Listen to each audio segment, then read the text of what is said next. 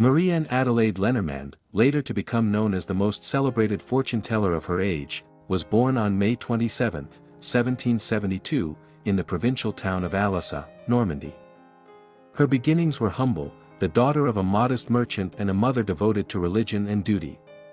Childhood was shadowed early by the death of her father, and with it came hardship and uncertainty.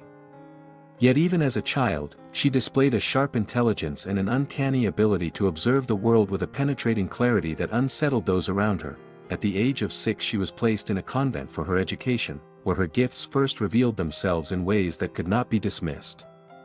In one instance, she shocked the nuns by predicting a change in the fate of one of their number, which came true within days. Though young and untrained, she seemed to sense currents of destiny beneath the ordinary surface of life. In an environment governed by faith and discipline, she was careful not to display too much of her unusual talent, but curiosity drove her to seek out forbidden knowledge. She devoured books on astrology, symbolism, and the hidden sciences, and in the shadows of her convent years, the foundations of her future were being laid. When she left the convent and moved to Paris, the world she entered was unlike anything she had known. The city was restless, alive with voices of revolution. Filled with salons where new philosophies battled ancient superstitions. It was here that the young woman began to practice her art more openly. She offered readings, first to women of the bourgeoisie, who came out of curiosity, and then to figures of influence who began to believe her visions could illuminate their uncertain futures. Paris in the years before and during the Revolution was a city of fear and suspicion. To many, Madame Lenormand's table became not just a place of fortune-telling, but a sanctuary where the chaos of the outside world could be ordered into symbols, signs, and meanings. She read the cards not as a mere performer but as one who saw beyond appearances. Each client left with the uncanny feeling that she had glimpsed truths they themselves had only half admitted. Her fame grew rapidly. Word spread that she had predicted triumphs and disasters with equal accuracy, and her name began to circulate among the highest circles of society. Josephine de Beauharnais, the woman who would become the Empress of France, was among those who sought her counsel, and it was said that even Napoleon himself was wary of her insight. To revolutionaries and aristocrats alike, she became an enigma, part scholar, part sibyl, part confessor. What set her apart was not only her command of cards and omens but her intellect. She was educated, steeped in literature, mythology, and history, and she used this knowledge to frame her prophecies with a weight and authority that made them difficult to dismiss. Her predictions came wrapped in a mysterious atmosphere, and yet she grounded them in human observation, reading gestures, expressions, and silences with the same precision as she read her cards. By the time the revolution reached its most violent fever, Madame Lenormand was no longer simply a fortune-teller on the fringes of society. She was an oracle of Paris, a woman whose words carried a dangerous power. Her life became inseparable from the fate of the city itself, for in her chamber of shadows and flickering candlelight, men and women sought glimpses of futures that might end on the guillotine or on the throne. And in that crucible of blood and destiny, her reputation was sealed forever. The year was 1793, and Paris was a city of fevered whispers and restless crowds. Behind shuttered windows and in dimly lit rooms, fear traveled faster than reason, for at any hour a name might be called, and a head might fall. In such a climate of suspicion and blood, Madame Lenormand's chamber became a place both feared and desired. The air was heavy with wax and incense, her cards spread on a dark velvet cloth like windows into an unseen world. On a particular evening, Jean-Paul Marat arrived. He was already a figure wrapped in contradiction, revered by some as the incorruptible defender of the people, reviled by others as the architect of endless bloodshed. His face was pale, marked by illness, his body frail, though his eyes burned with the same fire that filled the pages of his newspaper. He had not come for amusement. He had come because even revolutionaries, who preached reason and scorned superstition, were not immune to the gravity of destiny. Madame Lenormand watched him in silence as he sat, restless, tapping his fingers on the table. She began to shuffle her cards with slow, deliberate motions. The candlelight flickered across the gilded edges as if they too were alive. She placed the first card. A blade. The second. A woman. The third. Water. The sequence stood before her like a cipher too clear to be misread. She leaned forward, her voice low. Resonant, almost theatrical, you will not die on the scaffold, nor on the battlefield. Your death will come in an unexpected place, your chamber, your sanctuary. There will be water. There will be a woman. And in her hand, unseen until the final moment, there will be the weapon. For a heartbeat the room was utterly still.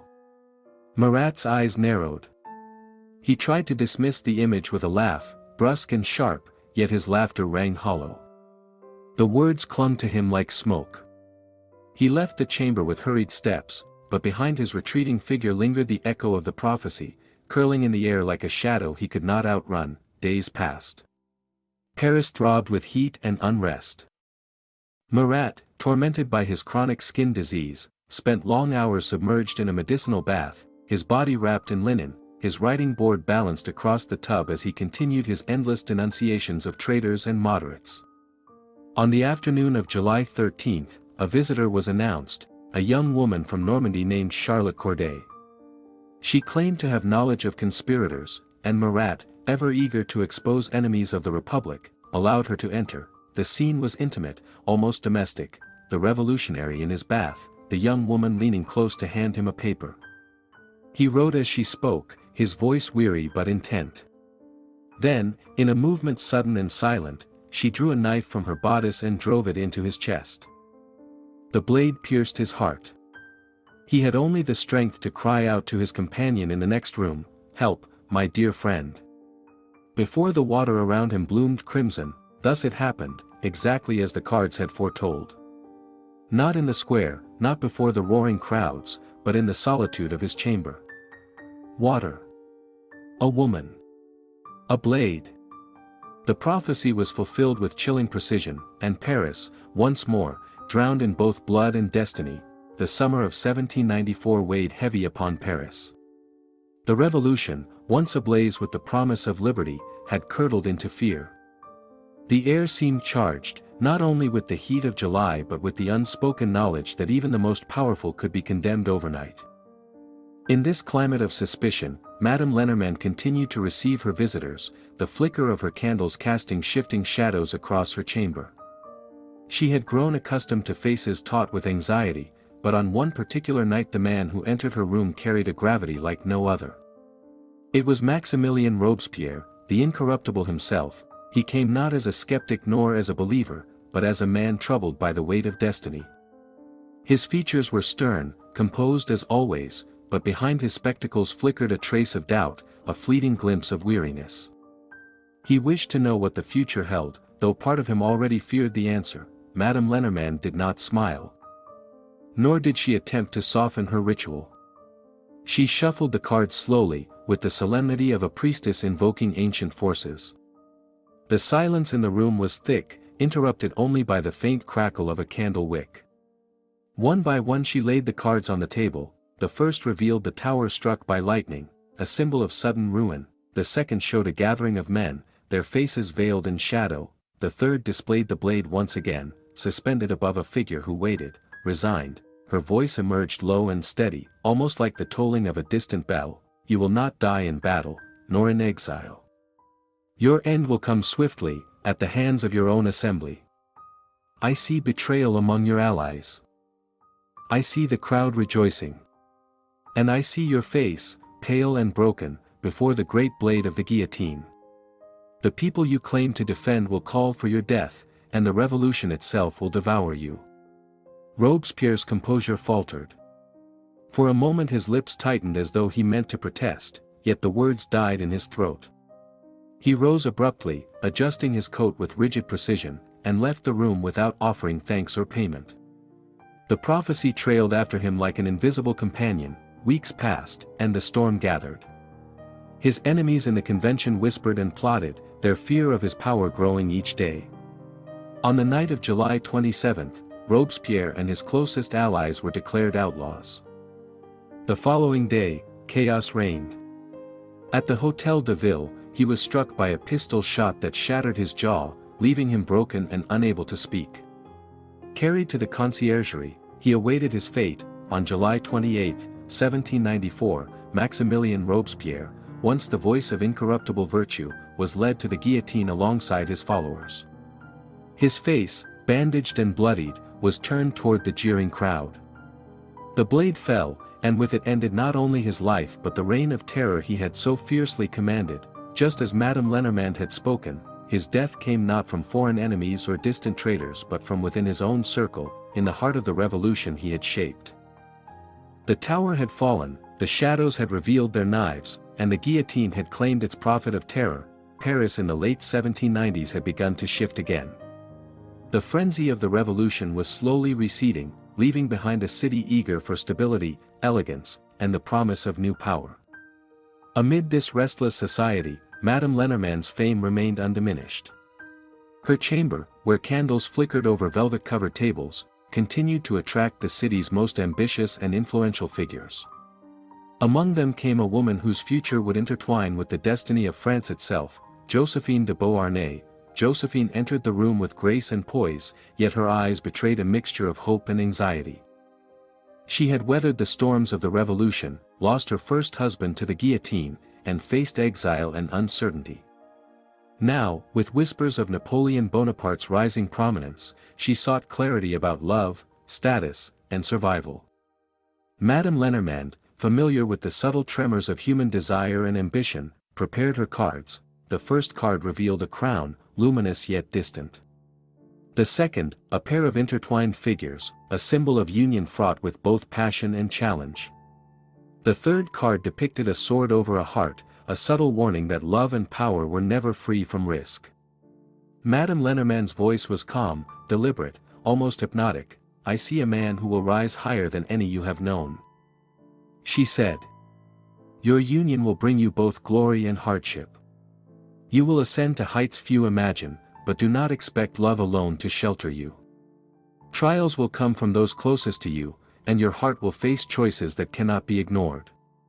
Still, in the end, you will be remembered, and your name will endure through the ages."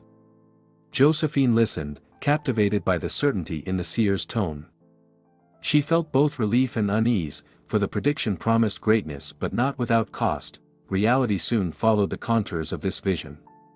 Josephine married Napoleon Bonaparte in 1796, a union that elevated her from a widow of modest means to the future Empress of France. Her life was one of unprecedented splendor, palaces, titles, and influence that reshaped the social and political landscape of Europe. Yet the prophecy's warning proved true. Napoleon's ambitions and the pressures of empire often kept them apart, and Josephine faced the pain of childlessness and political necessity, which ultimately led to their divorce in 1810. Still, she retained her title, her dignity, and the enduring affection of Napoleon, who famously continued to admire and honor her until his death. Madame Lenormand's reading had captured both the promise and the peril of Josephine's path. The cards had foretold not only rise and glory but also the personal sacrifices and heartbreaks that would mark her life.